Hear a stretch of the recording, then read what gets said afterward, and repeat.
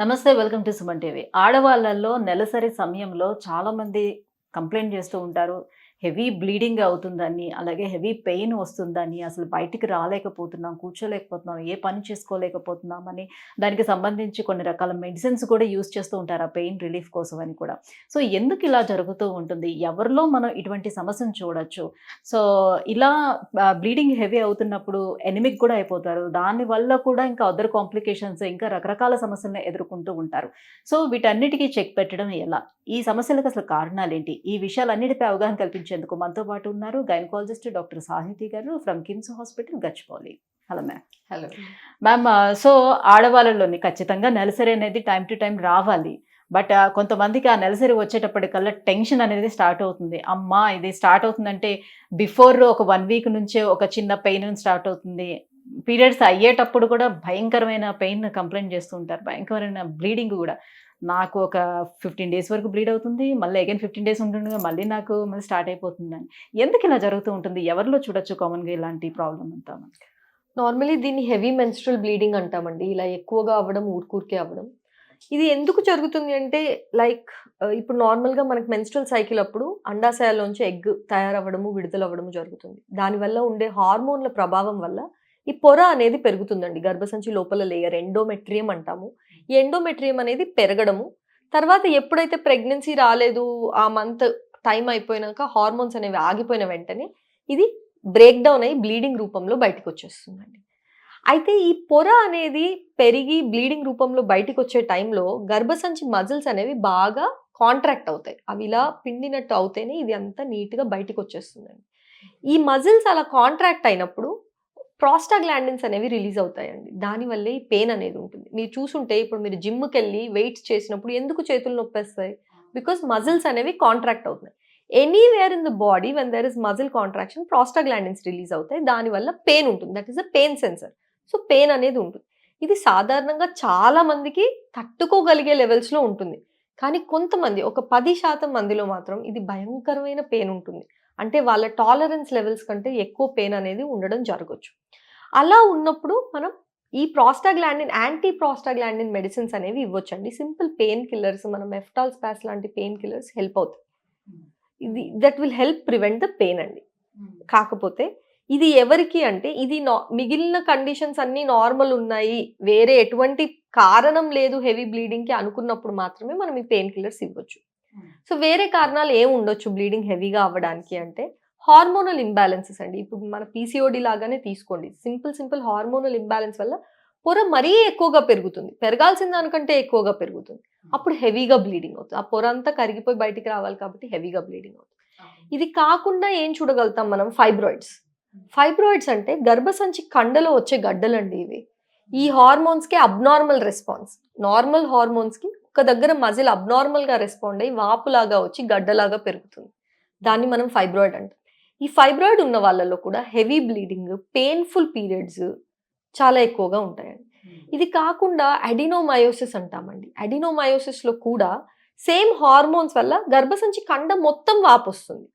ఫైబ్రాయిడ్‌లో ఒక స్పెసిఫిక్ దగ్గర వస్తే అడినోమయోసిస్‌లో మొత్తం గర్భసంచి అంతా వాపొచ్చి సైజ్ పెరగడం అనేది జరుగుతుంది.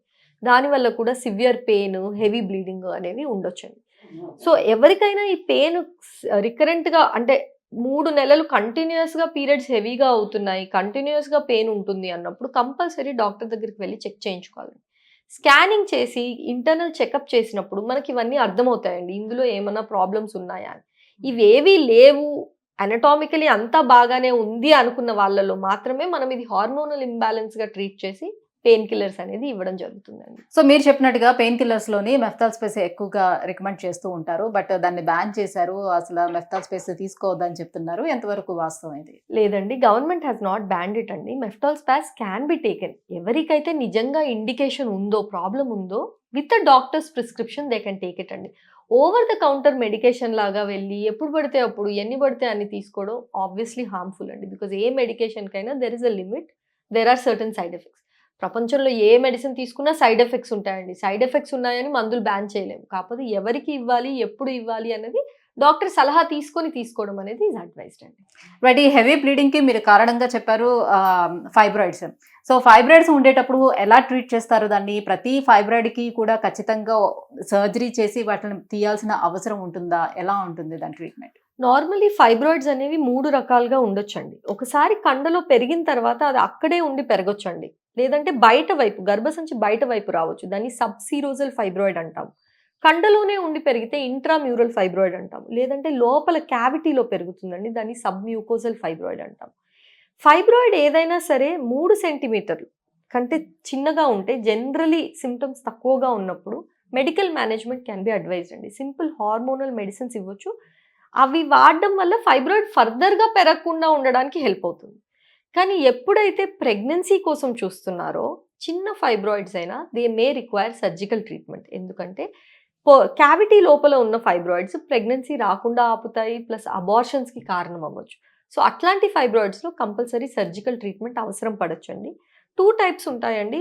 ఇంట్రామ్యూరల్ అంటే మొత్తానికి క్యావిటీ లోపల సబ్మ్యూకోజల్గా ఉన్నప్పుడు కింద నుంచి హిస్టరోస్కోప్ అనే ఒక పరికరం ఉంటుందండి. దాని కింద లోపల నుంచి పెట్టి లోపల నుంచే క్లీన్ చేసే ఛాన్స్ కూడా ఉంటుంది.